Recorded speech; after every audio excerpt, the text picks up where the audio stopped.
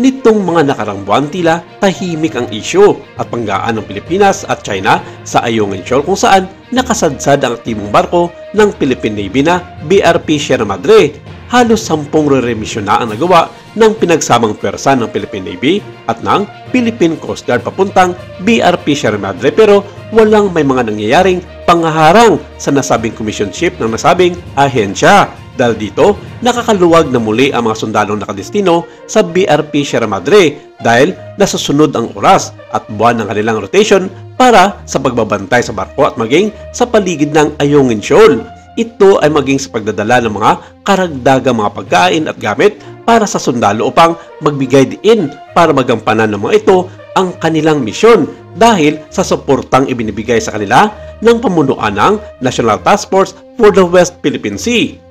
Isa sa mga importanteng mga bagay na nagbigay daan sa pagbabalik muli ng matibay na pundasyon ng BRP Sierra Madre sa tagal ng panahon na nakalublob ito sa tubig ay ang ginagawang pag-maintain ng nasabing sasakyang pandagat ng Philippine Navy. Kabilang narito ang pagkukumpone sa mga sira ng barko, paglalagay ng mga karagdagang solar panel para mabigyan ng sapat na kuryente ang anumang gamit ng mga sundalong nagkukumpone sa BRP Sierra Madre. Matatandaang sinimulan noong August 2024 ang pagre-repair sa nasabing commission ship ng Philippine Navy kung saan naging pahirapan pa sa mga barko na nag-aatid ng mga kagamitan para sa pagkukumpone ng BRP Sierra Madre dahil na rin sa maigpit at patuloy na pangaharang na masasakyang pandagat ng China Coast Guard.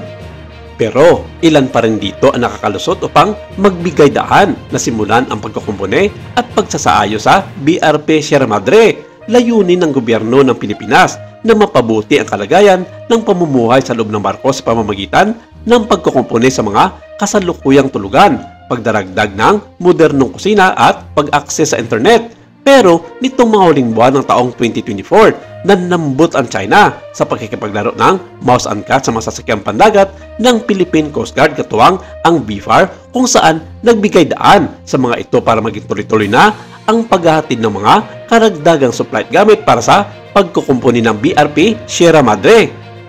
Sinabi pa noon ng China sa katatapos na rotational and resupply mission ng Armed Forces of the Philippines na ginanap 2 linggo na ang nakakaraan na nagsasabing iligal na pumapasok ang mga barkong Pilipino sa kanilang teritoryo ng walang paintulot at iligal na nagatid ng mga construction materials. Pero hindi na nagawa ng mga ito na harangin katulad na lamang sa mga ginagawa nila sa mga nakarang taon. Walang paliwanag ang China tungkol sa kung anong rason kung bakit biglang kumyambyo ang mga ito na hindi na hinaharang ang mga supply ship ng Pilipinas na nagatid ng mga kagamitan at construction materials sa BRP Sierra Madre.